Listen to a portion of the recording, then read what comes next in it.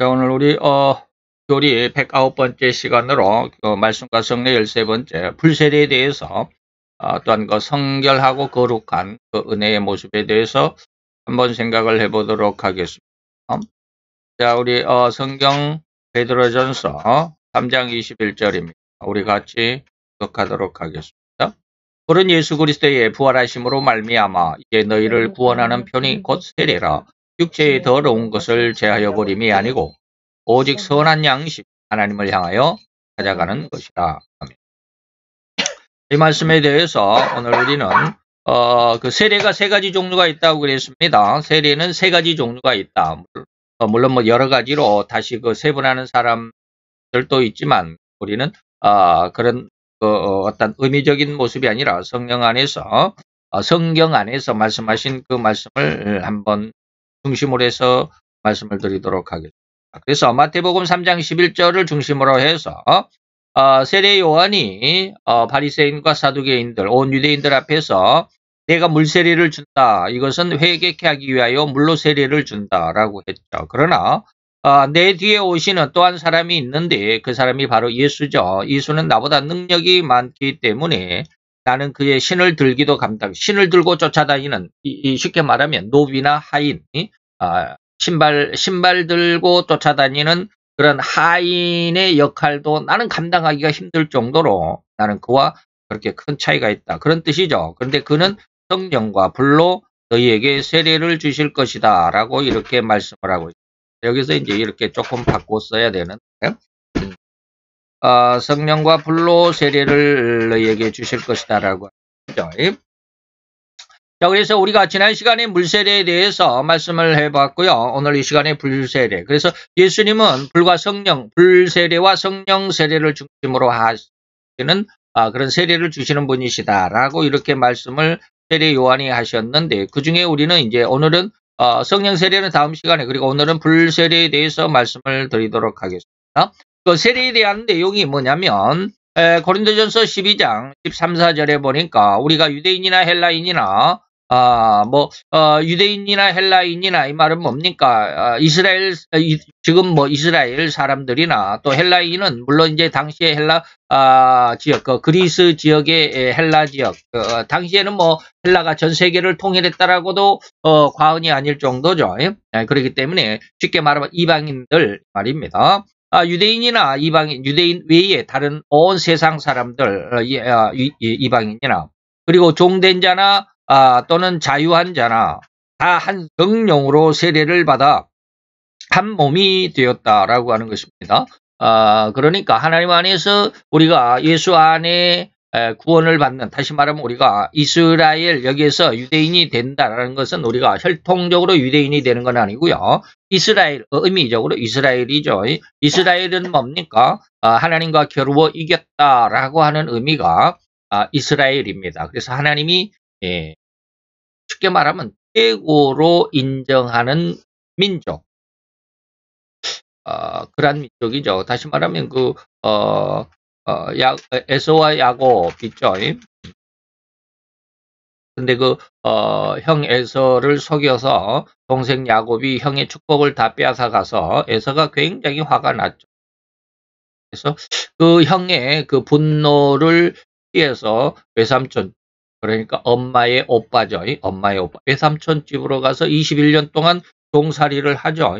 21년 동안 종살이를 합니다.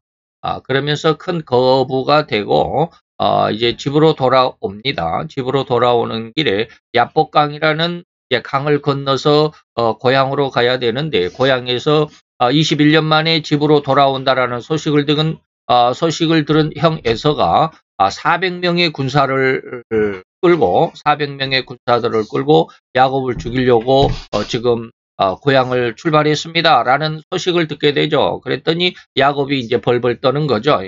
형이 21년 동안 아직도 나에게 대한 분노를 잊어버리지 않았구나. 그리고 그 분을 갚기 위해서, 다시 말하면 옛날에 분노의 앙금을 갚기 위해서 나를 죽이려고 400명의 군사를 데리고 지금 오고 있구나. 그러니까 이제 죽음이 눈앞에 있으니까 벌벌 떨 수밖에 없어요. 그 밤에 야복강강을 건너기 전에 야복강가에서 밤새도록 하나님 앞에 기도합니다. 기도하죠. 그러다가 그 천사를 만나게 되죠. 그래서 천사가 나타났는데 그 천사와 씨름을 하게 됩니다. 씨름을 하다가 결국에는 야곱이 지죠. 그죠. 천사가 집니다. 천사가 어, 아, 집니다. 그러다가 천사가 야곱의 허리를 한 대 후려칩니다. 그래서 허리가 위골이 됐다 그러죠. 그래서 이제 쉽게 말하면 우리가 엉덩이 뼈죠. 엉덩이하고 우리 몸에서 이제 양쪽에 발이 나오죠. 근데 그 엉덩이에 발과 이렇게 움직이는 이게 관절이 있습니다. 고관절이. 그게 하나가 부러지죠. 그래서 다리를 절게 됐다. 그러면서 이제 그 절게된 그 모습 안에서 천사가 떠나가면서 약속을 하죠. 네 이름이 뭐냐? 야곱입니다. 야곱이란 뜻은 뭐요? 붙잡았다라는 뜻이거든요. 그래서 남의 것을 붙잡고 형의 것을 빼앗고 막 이런 어떤 이름의 의미. 쉽게 말하면 도둑이라는 뜻도 있습니다. 야곱이라는 뜻이. 네 이름이 뭐 도적이 그게 뭐냐? 좋은 뜻으로 하면 하나님의 축복을 내가 뺏어야 되겠다. 내가 반드시 하나님의 축복을 내가 받지 않으면 안 된다는 그런 어떤 욕심적인 의미도 있습니다. 그러나 이제 조금 우리가 얼른 생각하기엔 도적이라는 뜻이 있습니다. 그래서 야곱이 이름이 그게 뭐냐? 바꿔라 해가지고 이스라엘이라는 이름으로 바꿔줍니다. 그게 뭐요? 하나님과 겨루어서 씨름해서 이겼다라는 그런 뜻이 이스라엘이죠. 그래서 유대인들을 이스라엘 백성이라고 그럽니다. 그런데 오늘날에는 이게 영적인 의미도 있습니다. 하나님을 믿는 우리가 오전에도 말씀을 드렸지만 예수의 십자가의 은혜 안에 들어가 있는 사람, 예수의 십자가의 은혜를 믿고 그 믿음을 가지고 있는 사람은 다 이스라엘이다라고 하는 것이죠. 하나님께서 이미 그것을 요한복음에 약속한 내용입니다. 바로 그런 내용이죠. 자, 우리가 유대인이나 헬라인이나 우리가 이제 이방인이죠. 헬라인은 이방인을 대표해서 이 말이죠. 우리가 이방인이나 유대인이나 이방이나 종된 자나 자유한 자나 다 한 성령으로 이 말이죠. 하나님의 보내신 보혜사 성령의 세례로 인해서 세례를 받아서 한 몸이 됐다. 이제는 옛날처럼 옛날에 혈통적인 유대인하고 이방인하고 이렇게 혈통적으로 구분하는 것이 아니다 말입니다. 예수의 십자가의 은혜 안에서 다 이스라엘이다. 이 말이 되었습니다. 그게 바로 한 몸이 되었다. 뭘로? 한 성령으로 세례를 받았기 때문에 한 몸이 됐다. 이죠. 그리고 다 한 성령을 마시게 했다라고 하는 겁니다. 그래서 옛날 이제 할례는 세례라고 우리가 얼른 생각하십시오. 세례는 마음의 하라. 할례는 뭡니까? 남자들의 성기 끄트머리 표피를 잘라내는 것. 요즘으로 말하면 포경수술이죠. 포경수술을 하는 것은 예전에는 이제 육신적인 어떤 모습 안에서 남자들에게 행했지만 이제는 그 할례는 육신적으로 하는 것이 아니라 마음이 하라. 우리 마음의 할례를 받아라. 마음에 죄악된 것을 잘라내고 새로운 거룩함으로 청결함으로 깨끗함으로 덧입으라 이 말입니다. 이것이 바로 뭐야? 신령한 것이에요. 의문은 뭐라고 그랬어요? 문자로 기록된 글씨, 문자로 기록된 문서 이 말입니다. 의심난다. 물어볼 때 의문문 할 때 그런 의문이 아니라 뜻자입니다. 뜻을 기록한 문자다 이 말이에요. 그래서 의문 이게 한자로 어디 나올까요? 한자로 나오면 뜻의자 그럴 문자입니다. 이게 안 나왔네요. 여기에는 의문이란 말이 성경적인 의문이 없습니다. 그래서 한자는 뜻의자입니다. 뜻의자에다가 그럴 문자예요. 그럴 문 이것이. 그래서 이런 의문 뜻을 기록한 문자다 이런 뜻이죠. 질문한다라는 뜻이 아닙니다. 자, 이 말씀을 한번 생각을 해봅시다. 이런 영광의 결말을 얻기 위해서 다시 말하면 죄인된 인간들을 하나님이 대신 인간의 그 죄값을 대신해서 죽음을 대신 주어주시고 그것이 이제 예수님의 십자가의 대속이죠. 그로 인해서 죽음의 멸망 가운데 있는 그 백성들이 하나님의 영광의 그 대신 죽으심의 은혜로 인해서 영원한 생명을 얻는 구원을 얻는 이 말이죠. 이런 영광의 결말을 얻기 위해서 하나님께서 육신적인 인간에게 주신 과정 두 번째가 바로 불의 세례다. 자, 우리가 내 몸에서 구원함을 받는 것은 물세례. 지난 시간에 세례는 구원의 세례다라는 이런 말씀을 드렸죠. 그리고 또 하나 세 번의 어떤 세례가 있는데 그 중에 두 번째가 불의 세례다. 세 번째는 이제 성령 세례겠죠. 그것은 이제 다음 시간에 말씀드리고요. 오늘 두 번째는 불의 세례. 육신적인 인간에게 주신 영성에, 다시 말해 영성인이 되어가는 과정에 두 번째가 뭐다? 불의 세례다라고 하는 것입니다. 자, 이것은 인간이 육신적인 상태에서, 이 말이죠. 영적인 상태로 성장해가는 무엇이다? 과정에서 절대로 잊어서도 안 되고 잊을 수도 없는 중요한 철칙의 한 가지가 있으니 바로 물세례로 말이죠. 그래서 물세례라고 하는 것으로 우리가 지난 시간에 예수님의 대속의 그 십자가의 은혜, 그걸로 인해서 우리가 구원을 얻었는데 그 물세례로는 결코 뭐다? 죄성을 정결케 할 수 없다라는 사실입니다. 뭐 늘 이야기를 말씀을 드리지만 뭐 우리가 성도가 하나님 앞에 은혜를 받아서 열심을 갖고 신학을 하고 신학생이 되고 그러고 신학사를 받고 또 대학원을 가가지고 신학 석사를 받고 또 유학을 갔다 오든지 뭐 다 연구를 해가지고 신학 박사를 한 개가 아니라 뭐 신학 박사님 뭐 성경학 박사님 무슨 뭐 목회학 박사님 설교학 박사님 박사학위를 뭐 서너 개 대여섯 개 막 얻었다 할지라도 그 연구하고 수고한 노력 그리고 하나님 앞에 그렇게 열심인 그 열심은 인정해 줄 만하죠. 인정해요. 근데 그것으로는 뭐야? 죄성을 정결케 할 수 없다. 죄를 없앨 수가 없다라는 거. 늘 이야기를 하잖아요. 뭐 유학을 갔다 왔어도 안 된다. 늘 이야기를 하는데 바로 그겁니다. 그래서 제가 오전에도 말씀을 드렸지만 3일 전에 3일 전부터 하나님께서 어떤 것을 하나를 딱 줘가지고 제가 지금 핸드폰에다 그것을 안 잊어버리려고 메모를 쭉 해놨어요. 그래서 제가 이제 핸드폰은 늘 노트를 씁니다. 노트를 써가지고 노트에다 얼른 기록하려고. 그래서 인간의 미련함 해가지고 이렇게 이제 쭉 핸드폰에다가 기록을 해놨습니다. 기록을 해놓고 이것을 가지고 이제 계속 이 말씀을 가지고 안 잊어버리려고 어떤 말씀 요절들을 하나님이 주신 것을 이렇게 쭉 몇 개를 기록을 해놨어요. 이걸 가지고 지금 4일째 지금 이때 주신 이 말씀들을 쭉 풀어서 해서 그 의미를 지금 해석을 해서 쭉 영성일기로 지금 기록해 오는데 오늘 4일째다 그런 말씀을 드렸습니다. 그 안에 핵심이 늘 여러분들에게 말씀드린 바로 이겁니다. 죄성을 인간의 다시마 예수님의 십자가의 은혜로는 죄를 정결케 할 수 없다라고. 그런데 이것을 사람들이 거의 몰라요. 그러다 보니까 방금 말씀드렸듯이 죄성이라는 것은 내 속에 죄성이 있다라는 것을 결코 알지도 못하고 그래서 열심히 신학을 하고 유학을 갔다 와서 박사학위를 하나가 아니라 2개, 3개, 4개, 5개 뭐 수없이 많이 박사학위를 얻었다 할지라도 그것이 인간의 죄를 정결케 하지를 못한다라고 하는 사실을 모르더라는 거예요. 그래서 그런 어떤 학위, 그 다음에 좀 더 큰 교회, 어마어마한 웅장한 그런 어떤 교회 건축물들, 그리고 성도들의 많은 성도들, 이러한 어떠한 그 성도 수, 그 다음에 교회 재정, 그 다음에 교회 건축물, 이런 것들에 의해서 사람들이 그 목회자의 성공 여부를 가늠하는 그런 것. 하나님께서 지금 4일 전에 주신 게 바로 그런 내용이에요. 지금까지 제가 늘 이야기를 했던 그런 내용을 쭉 정리를 하게 해주셨어요. 그러면서 지금 이제 기록해 가는데. 그래서 저 지난 시간에도 여러분들에게 말씀을 드렸지만 우리나라에서 그 사땡의 교회 있죠. 서초동에 아주 큰 교회, 장로교에서 제일 큰 교회예요. 우리나라에서 장로 제일 큰 교회라고 인정을 해도 과언은 아닐 것입니다. 그 교회가 북한에 50억을 헌금을 했다 그러는 안타깝더라고요. 50억이면 1억씩만 우리나라의 교회 개척교회 1억씩만 줘가지고 개척교회를 세운다고 그러면 50개를 세웠을 그러면 더 나았을 뻔했는데 북한에다 50억을 이렇게 무슨 일로 줬는 무슨 의미로 줬는지 모르지만 인도적인 차원에서 줬다라고 그렇게 말은 하겠죠.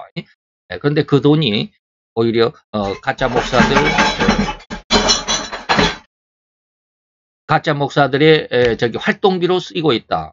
그래서 우리나라의 그 총신대 어떤 교수가 북한에 가가지고 북한 공작원들을 만나가지고 만날 때마다 1,000만 원, 2,000만 원씩 공작금을 받아와서 그 공작금을 사용했다라고 하는 내역들이 전부 다 공개가 되고 말았죠. 그런 것들을 우리가 가만히 보면 참 안타까움을 할 수가 없습니다. 다시 말하면 제가 이 이야기가 무슨 이야기냐면 예수님의 십자가의 은혜로 말미암아 구원의 은혜를 받아서 하나님 앞에 열심과 헌신의 그런 어떤 의도, 그런 마음, 그리고 그 은혜로 인해서 신학을 하고 신학 석사가 되고 박사가 되고 아주 훌륭한 목회자가 된다 할지라도 죄성과는 상관이 없어요. 죄를 깨끗게 하는 상관이 없어요. 정말로 청결케 된 그런 은혜가 있었다고 한다면 글쎄요. 제가 아직 불의 세례의 완전한 그런 은혜 가운데 들어가지 못했기 때문에 다시 말하면 아직도 내 속에는 죄성이 남아있기 때문에 이 말이에요. 죄성이 없는 상태로 들어가 보면 북한에 과연 50억을 보내는 게 성경적일까? 저희 스승님도 그래요. 저희 스승님도 예전에 설교 시간에 그런 말을 한 적이 있어요. 그것은 옳은 일이 아니다라고. 그것은 북한을 공산주의를 도와주는 격이 된다라고 말씀이 기억이. 그래서 결코 학문을 가지고 학위를 가지고 인간의 죄성을 정결케 할 수는 없다라는 사실을 잊어서는 안 돼. 죄로 난다면 물의 세례는 죄인된 인간이 죄를 회개함으로 죄값인 영원한 지옥의 형벌과 그 죽음으로부터 구원함을 받는 은혜라는 사실은 변함이 없습니다. 구원의 은혜. 그래서 물세례를 구원의 세례라고도 할 수 있고 또한 믿음의 세례, 그 믿음을 가져서 예수의 그 믿음. 오늘 오전에 이야기를 12의 혈루증 앓은 여인이 왜 구원을 얻었냐? 믿음 때문이다라고 했던 그 믿음의 세례가 바로 예수님의 십자가의 은혜다라고 이렇게 말할 수 있습니다. 그래서 마태 3장 5, 6절에 보니까 이때 다시 말하면 세례 요한이 요단강에서 세례를 주니까 온 예루살렘과 유대와 요단강 사방에서 다 그 세례 요한에게 나와서 자기 죄들을 자복했다. 회개했다 이 말이에요. 그리고 요단강에서 그에게 세례를 받았다. 자, 베드로전서 3장 21절에 보니까 그 물은 물세례는 예수 그리스도의 부활하심으로 말미암아 이제 너희를 구원하는 표다. 이것이 바로 물세례다라고 하는 거예요. 이를 정확하게 인식하고 있어야 합니다. 다시 말해 물세례와 불세례를 정확하게 구분할 수 있어야 됩니다. 이 물세례는 단지 예수님의 십자가의 보혈이고 구원의 은혜 안으로 들어가는 귀한 과정이라고 하는 것입니다. 그러나 그렇게 물의 세례를 받아 성도가 된 자들일지라도 결코 자기 심성, 마음 중심에 들어앉아 있는 죄성에서 벗어나지 못한다는 사실. 이것을 알아야 된다 이 말이에요. 즉 성도이면서도 또는 심지어는 목회자이면서도 결코 죄성에서 벗어날 수가 없습니다. 때때로 우리는 우리 곁에서 결코 들어서는 안 될, 절대 미담일 수가 없는 일들이 목회자들 사이에서 일어났다라는 소식을 들을 수 있죠. 저도 때로는 화도 나고 같이 그냥 막 싸우기도 하고 그래요. 심지어는 제가 일주일 동안 싸웠다고도 그랬잖아요. 목사이면서도 이런 어떤 자기 욕심, 자기 감정의 폭발, 이러한 것들을 벗어낼 수가 없어요. 이것이 죄성입니다. 근데 우리는 너무 당연한 것을 여기죠. 인간이 사는 삶 속에서 사람들의 마음은 당연히 그럴 수밖에 없어. 상대방이 나에게 그냥 막 피해를 주고 내가 억압을 하는데 그거를 그대로 당하고 아멘 하고 있을 사람이 어디가 있느냐. 그것을 잘못된 것은 그냥 반발하고 잘못된 것을 고치려고 해야 되고 거기에 안 되면 그냥 계속 고치도록 노력을 해야 되고 항거를 해야 되고 이런 것이 인간의 온전한 모습이 아니냐라고 이렇게 말하잖아요.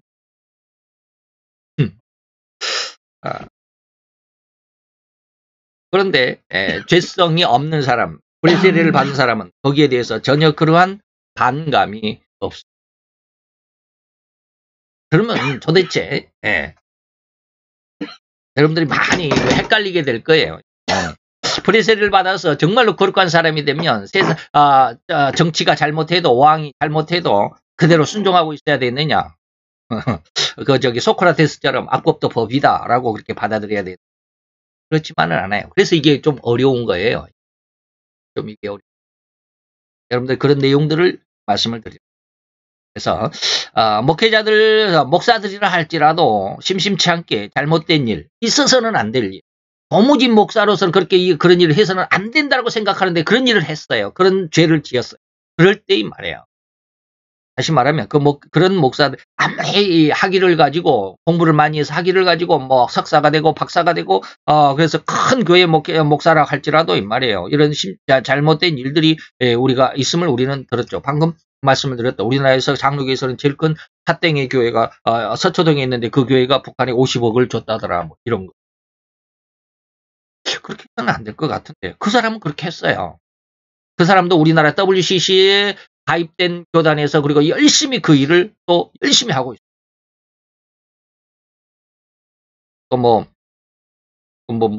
무슨 교회, 명땡 교회도 있죠. 그게 목사님도 자기 아들한테 그 교회를 물려줘가지고 또 그러는데 그분도 WCC에 엄청나게 열심히. 그분도 우리나라에서 유명한 목사예요. 이런 사람들의 모습.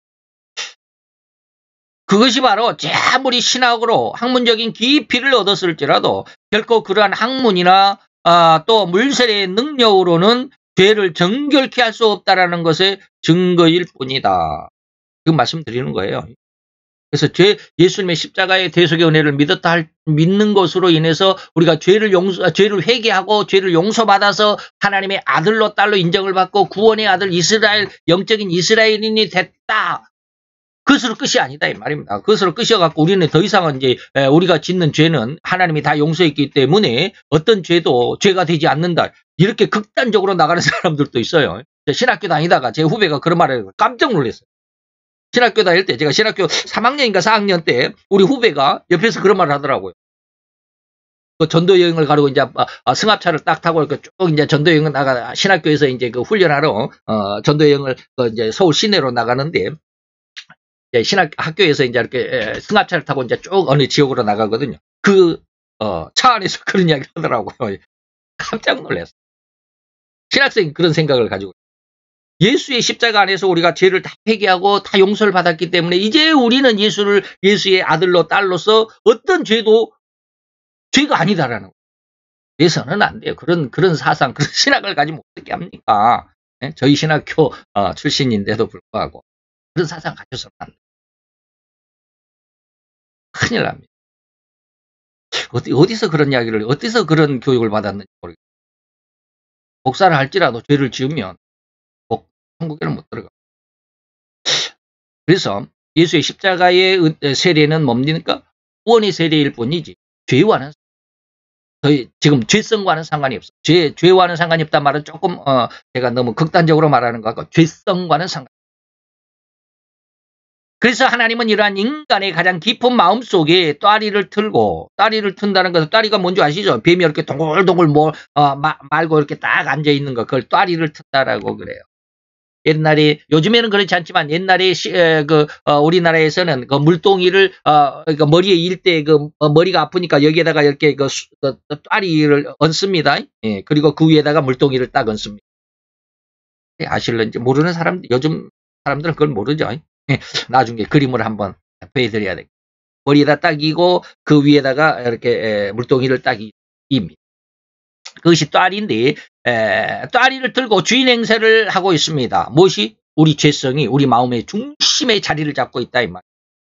그것이 바로 죄성. 이것을 처리하여 청결한 인간, 거룩한 인간을 만들기 위한 과정이 하나님이 물세례를 통해서 그 다음에 두 번째 과정이 뭐다? 바로 불세례. 그래서 세례 요한도 예수님을 불과 성령으로 세례를 주실 분이라고 분명히 예수님을 증거하고 있습니다. 아까 마태의 3장 11절입니다. 나는 물로 세례를 주지만 내 뒤에 오시는 예수님은 그는 성령과 불로 너희에게 세례를 준다. 그 중에서 이번 시간에 바로 불세례에 대한 내용을 살펴볼 것이고 그 내용은 곧 불의 의미로 우리는 이 의미를 생각해 볼 수 있습니다. 불은 뭐예요? 태워서 죄를 만들어버리고 없애버린다는 뜻이 없애버리는 거예요. 불은 태워서 없애버리는 것이에요. 죄가 돼버리죠. 죄가 돼버립니다. 그래서 이 불세례는 인간의 심성 가장 깊고 가장 중심에 자리 잡고 있는 죄성이라는 것을 해결하고자 하시는 주님의 의도에서 인간에게 불세례를 주므로 그 죄성을 태워버린다 이 말입니다. 즉 예수님의 십자가의 이후에 이어지는 과정이 바로 보혜사 위로의 성령님의 강림인데 이는 친히 예수님께서 우리에게 말씀해 주신 것입니다. 내가 너희에게 가면 너희에게 보혜사 성령을 보내줄 거야. 내가 떠나가지 않으면 내가 이제 십자가를 지지 않으면 십자가에서 죽지 않으면 너희에게 아무 유익이 없어. 그런데 내가 떠나가야 돼. 그게 너희들의 유익이야. 떠나간다라는 것은 뭐야? 내가 십자가에서 죽고 부활해서 하늘로 승천해 갈 때, 이 떠나갈 때 말이에요. 그 이후에 성령이 오실 거야. 그래서 보혜사가 너희에게로 올 텐데 그 보혜사가 내가 가서 그를 너희에게 보내줄 거야 라고 말하는 게 요한복음 16장. 그래서 그가 와서 세 가지의 일을 하게 되죠. 자, 곧 인간에게 있어 결코 없앨 수 없는 이 죄성은 오로지 하나님의 능력에 의해서만 척결할 수 있는 것임을 잊어서는 안 됩니다. 학문으로 안 됩니다. 학위로 안 됩니다. 그 신학을 해서 신학사를 얻었더라도 그 학위가 나의 죄성을 정결케 할 수 없고 석사의 학위를 얻었을지라도 또한 유학을 하고 신학박사 학위를 얻었을지라도 결코 우리 인간의 마음 중심을 차지하고 있는 이 죄성이 소리만큼한 털끝도 건드릴 수가 없다라는 거. 학문으로는 이 죄성의 털끝만큼도 건드릴 수가 없어요. 이걸 좀 이해해 주셔야 됩니다. 그래서 오로지 하나님이신 보혜사 성령님에 의해서만 이 죄성을 해결할 수 있습니다. 그 보혜사 성령님이 인간에게 오신 뒤에 인간의 죄를 책망하시는 것이 바로 그 제1사역입니다. 세 가지 사역이 있는데 죄에 대해서, 그 다음에 두 번째는 의에 대해서, 세 번째는 심판에 대해서 책망을 하십니다. 나머지 두 개는 지금 말씀드리지 않겠습니다. 시간이 많이 가니까. 죄에 대해서 첫 번째 뭐예요? 죄에 대해서라 하면 너희가 나를 믿지 아니. 잘못 믿고 있다 이 말입니다. 예수를 알되 잘못 믿고. 그것은 뭐예요? 믿지 않는 거예요. 정확하게 믿지 않는 거예요. 왜? 우리는 예수님의 십자가의 보혈로 인해서 그 은혜 안에서 죄를 회개했다라고 알고 있는데 또 죄에 대한 책망이 있을까라고. 예수님의 십자가 앞에서 죄를 회개하고 다 용서를 받았는데 보혜사가 오셔갖고 다시 죄에 대해서 책망한다. 이 말이 안 되잖아요. 말이 안 돼. 어찌 또 죄에 대해서 책망을 하는 거예요. 바로 그 과정과 의미를 우리는 심사숙고해봐야 돼요. 즉 예수님의 십자가의 은혜 안에서 행해지는 이 회개는 구원의 은혜인 회개입니다. 구원의 은혜. 죄와는 그 죄성과는 죄를 회개하는 건데 죄성과는 상관이 없어요. 죄와 죄성을 좀 구별해 주시죠. 다시 말하면 죄를 회개했다는 것은 지금까지 예수를 믿고 지금 회개하는 이 시간까지 과거에 내가 예수를 믿지 않고 살아왔던 이 모든 죄, 지난날의 과거, 쉽게 말하면 과거의 죄를 회개하는 것이 이 예수님의 십자가의 은혜의 회개의 은혜입니다. 그렇지만 미래에 앞으로 내일 지금 은혜 받는 이후에 은혜 받고 나서 이제 기도하고 집에 돌아가면서 미래에 지을 죄는 우리가 이 십자가의 구원의 은혜로는 해결되지 않습니다. 그래서 오늘 보혜사 성령님께서 오셔가지고 이미 죄를 회개한 성도들의 죄를 책망하시는 것입니다. 그죠? 이해를 잘해야 됩니다. 제가 늘 이야기하는 건데 이러한 의미로 실로 죄를 회개한 성도에게 대한 죄를 다시 책망하신다라는 의미에서 그 하나님의 의도, 곧 하나님의 의도고 하나님의 진의를 우리는 오늘 이 시간 깨달을 필요가 있습니다. 곧 앞에서 강력하게 주장하여 알려드렸던 죄를 회개하여 구원 얻은 성도라 할지라도 예수의 십자가 은혜, 보혈의 은혜 안에 있다 할지라도 결코 죄성에서 거룩할 수 없다. 죄에서 하지 말고 죄성에서 거룩할 수가 없다라고 하는 것을 우리는 기억해야만 합니다. 바로 그 성도의 심성 중심에 있는 늘 죄를 지켜야 하는 성질, 이것이 바로 죄성인데 보혜사 성령님의 죄에 대한 책망이 바로 이 인간의 죄성을 책망함입니다. 이것을 회개하게 하는 거예요.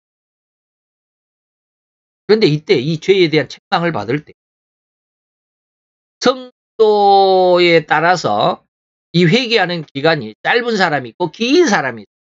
쉽게 말하면 어떤 사람은 그 시간에 이 하나님의 보혜사의 그 죄에 대한 책망을 받는 그 순간에 아주 심각하게 죄를 회개하는 사람들이 가끔 가다가 그냥 뭐 간증을 들어보면 막 뒹굴대고 땅에 막 대굴대굴 구르면서 그냥 막 펑펑 울면서 주여 내 죄를 용서해 주옵소서라고 막 회개하고 막 눈물 콧물 흘리면서 땅을 뒹굴뒹굴 구르면서 이건 도대체 사람인지 돼지인지 그냥 막 땅에 구르는 돼지인지 알 수 없을 정도로 막 그렇게 회개하는 사람들. 그리고 회개하고 일어났더니 한 3시간이 흘렀더라, 4시간이 흘렀더라, 뭐 이런 사람들. 이런 사람들은 그 순간에 이런 회개의 은혜를 얻는 사람들. 근데 어떤 사람들은요, 평생을 회개하는 사람들. 물론 평생이라 그러면 좀 과한 이야기고 심각하게 오래도록 매일매일 기도하는 회개하는 사람들. 이런 사람들 아주 불맛입니다. 제가 그 중에 한 사람입니다. 저는 그렇게 순간적으로 하나님이 이 은혜를 주시지 않았어요. 제가 이 죄성에 대한 죄에 대한 하나님의 책망을 받고 그 교만에 대한 책망을 받을 때 그 교만이 무엇인가를 순식간에 알래. 그 책망하는 그 순간에. 그래서 제가 늘 이야기하는 거예요. 인간이 얼마나 큰 죄냐. 그 죄의 중심이 교만이다. 무엇이 교만이냐. 이런 것들이 다 교만이다. 지금 제가 말하는 이 모든 것들이 다 교만입니다.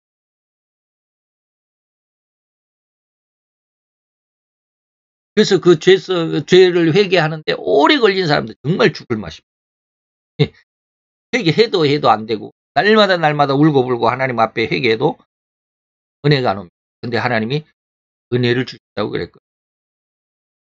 그게 뭐냐면 마태복음에도 있고 누가복음에도 부자 청년에게 대한 하나님의 말씀. 지금 제가 뭐 4일 동안 쭉 회개의 그것을 해석하여 기록해 오고 있다라고 그러는데 그 중에 하나가 바로 깜짝 놀랐어요. 그것도 깜짝 놀랐어요. 아침에도 제가 깜짝 놀란 말이 있다고 해서 마태 10장에 18절을 가지고 부자 청년에 대한 말도 깜짝 놀랐어요. 이 말이 그 말이었구나. 왜 이렇게 수없이 700번 이상을 읽었어도 이 말이 그렇게 은혜로 다가오지 않았는데 이 말이 그렇게 그 순간에 3월 4일 엊그저께 4일 전에 그 말씀이 쫙 조합이 됐어. 바로 이런 것도 이제 나중에 그 말씀도 다 이야기하겠지만 죄에 대한 책망을 누가 하신다? 보혜사가 하신다. 인간의 죄성은 인간 스스로 회개가 되는 것이 아니고 하나님이 이것을 회개할 수 있는 은혜, 다시 말하면 책망을 해야만 회개가 되어집니다. 인간의 죄성을 책망함으로 회개하는 것입니다. 이제야 성도는 죄로부터 해방이 되는 것입니다. 이 거룩함을 얻게 되는 것입니다. 절대 더는 죄의 영향을 받지 않은 거룩함으로 청결함으로 성장하는 단계. 그래서 제가 늘 이야기합니다. 이게 마태오 5장 4절입니다. 애통하는 자는 위로를 받는다. 이걸 방금 제가 이제 다음 시간에 말씀드린다고 했던 그게 뭐냐면 마태복음에도 누가복음에도 기록이 되어 있는 부자 청년에게 대해서 내가 더 이상 무엇을 할 수 있습니까? 무엇을 해야 합니까? 내게 한 가지 더 부족한 게 있습니까? 라고 그러니까 예수님이 너에게 한 가지 부족한 게 있다. 그게 뭡니까? 네 재산을 다 팔아서 가난한 자들에게 나누어 줘라. 그리고 그 뒤에 말을 제가 지금까지 은혜를 못 받았어요. 그 뒤에 말을 은혜를 받았어요. 4일 전. 나눠주고 나를 따르라 하신 것이 아니라 그 사이에 한마디가 있어요. 하늘에서 큰 상이 있어요. 큰 보화가 임합니다. 그 보화가 뭐요? 위로의 은혜 축복입니다. 애통하는 자에게 은혜입니다. 다 판다는 것이 애통의 은혜입니다. 그게 이제 뭔지 나중에 다 말씀. 그게 뭐냐면 거룩함이고 청결함입니다. 제가 늘 말하는 영성. 그게 하나님의 하늘에서 주신 큰 보화입니다. 세상과는 결코 미련도 둘 수 없고 세상에 욕심이 없는 오로지 하나님의 영광만 그것이 그 어디나 천국이고 하늘나라라고 하는 복음성가의 가사와 같은 그런 내용. 자, 그렇습니다. 그래서 히브리서 9장 28절에 보니까 이러한 은혜를 얻은 사람은 뭐요? 죄와는 상관이 없는 사람이 됩니다. 그래서 예수님의 재림. 다시 말하면 죄와는 상관없이 자기를 바라는 자들에게, 다시 말하면 예수님을 기대하고 소망하는 자들에게 두 번째 나타난다 예수님의 재림에 영접할 수 있는 은혜를 주신다. 어떠한 사람에게? 죄와 상관이 없는 자들. 죄와 상관이 없는 자들. 이건 뭐요? 우리의 죄성까지 다 용서함을 받는. 로마서 8장 1절을 보면 제가 늘 이야기했던 로마서 7장 24절 25절이 7장의 마지막 절인데 24절 25절이 뭐라고요? 사도 바울이 오라 나는 공고한 사람이다 라고 그랬어요. 그러면서 8장 1절로 넘어갑니다. 그러한 오라 나는 공고한 사람이다. 나는 예수 안에서 그렇게 은혜를 받고 다메섹 도상에서 예수를 만나고 예수의 복음을 전하다가 어느 순간에 하나님의 은혜, 자기 마음속에 은혜를 얻게 됐어요. 내가 다메섹 도상에서 예수를 만났음에도 불구하고 그리고 내가 이렇게 내가 내 생명을 다해서 예수의 복음을 전하면서도 내 속에 있는 죄를 내가 깨닫지를 못해. 그걸 깨달은 게 로마서 7장 20. 내 속에 또 다른 한 법이 나와 내 육신의 법과 또 싸워 내 안에 있는 하나님의 법이 내 육신에 있는 또 다른 내 지체의 법과 싸워서 항상 내 지체 아래 내 육신의 아래로 끌어가는 것을 본다. 오라 나는 공고한 사람이다. 누가 나를 이 죄악에서 죄악의 몸에서 끌어내랴 하면서 나타나는 게 로마서 8장 1. 그래서 예수 그리스도가 예수. 그래서 예수 그리스도의 그 은혜 안에 있는 자에게는 결코 정죄함이 없나니 이는 예수 그리스도 안에 있는 생명의 성령의 법이. 성령이 나를 이제는 내 죄성을 책망. 그럴 때야 오라 나는 공고한 사람이다. 내가 죄에서는 결코 헤어날 수 없는 자다라는 것을 깨닫게 돼. 그 성령의 보혜사 성령의 죄에 대한 책망이 없으면 절대로 오라 나는 공고한 사람인 겁니다.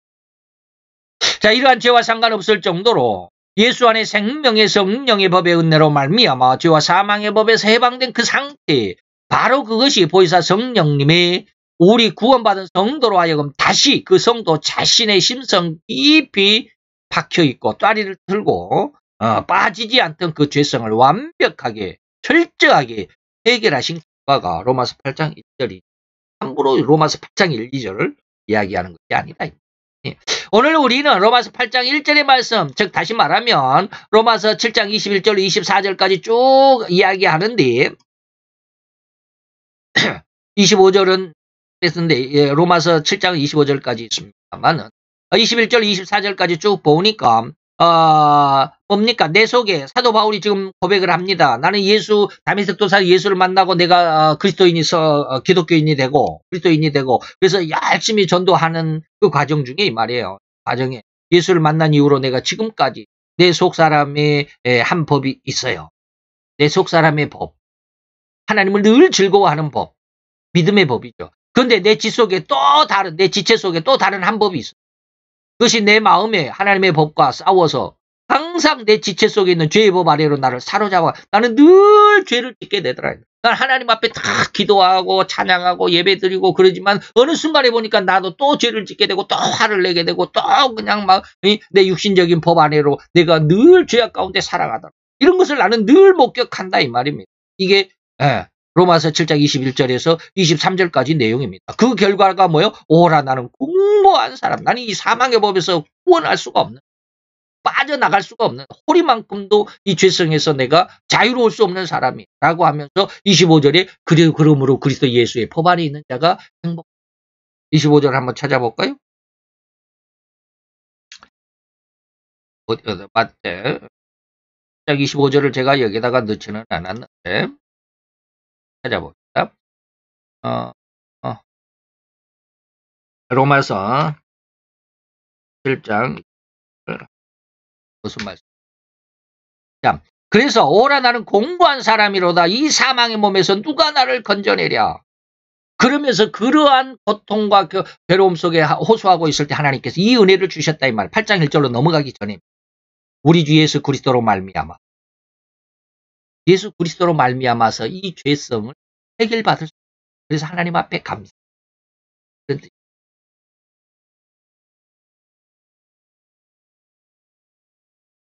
무슨 말인지 이해가 됩니까? 그러면서 이제 8장 1절로 넘어갑니다. 7장 25절. 앞뒤를 잘 한번 잘 심사숙고해서 하나님 앞에 기도해 보시기 바랍니다. 불세리가 얼마나 하나님께서 보혜사 성령이 오셔서 우리에게 내 죄를 책망하시는 그 죄에 대한 책망의 은혜가 얼마나 귀한 것인지 그리고 어떤 것인지를 오늘 이 시간 잠깐 제가 오늘 이 시간 말씀드린 게 전체는 다 아니에요. 경험해 본 사람만이 느끼게 될 거예요. 물론 경험 본 사람이 각 사람마다 경험이 다 다를 수 죄에 대한 책망을 다르게 받을 수도 있어요. 그러나 죄에 대한 회개는 심각합니다. 제가 말씀드렸듯이 어떤 사람은 한순간에 그 죄의 회개를 받은 사람도 있고 어떤 사람은 3개월이 간 사람이 있고 어떤 사람은 3년이 간 사람이 있고 저는 지금 한 5, 6년 됐어요. 그래도 아직은 하늘의 보화, 내 재산을 다 팔면 하늘에서 보화가 있다. 그 보화가 뭐라고요? 위로의 축복입니다. 위로는 뭐예요? 더 이상은 죄에 대해서 고민하지 않고 울지 않고 죄와는 상관이 없는 사람이 그게 바로 위로입니다. 하나님의 위로의 축복. 근데 저는 아직 위로의 축복을 받지는 않았습니다. 왜요? 제 속에 아직 죄가 있다는 걸 저는 너무나 잘 알고 있습니다. 그 죄가 없어집니다. 그 위로의 축복을 받으면 죄가 없어요. 그 은혜 가운데 여러분들에게 아주 정결한 은혜로 성장하고 성숙한 성도가 되시기를 간절히 축원을 드립니다. 기도합시다. 할렐루야 주님. 오늘도 여호와의 귀한 은혜와 은총을 감사드리나이다. 주의 영광 앞에 있는 또 은혜 안에 있는 이 시간 아버지 하나님의 주의 말씀에 그 은혜와 은총이 어떠한 의미와 어떠한 과정 그리고 어떻게 성장으로 이끌어가는지를 다시 한번 생각하는 이 시간 되었나이다.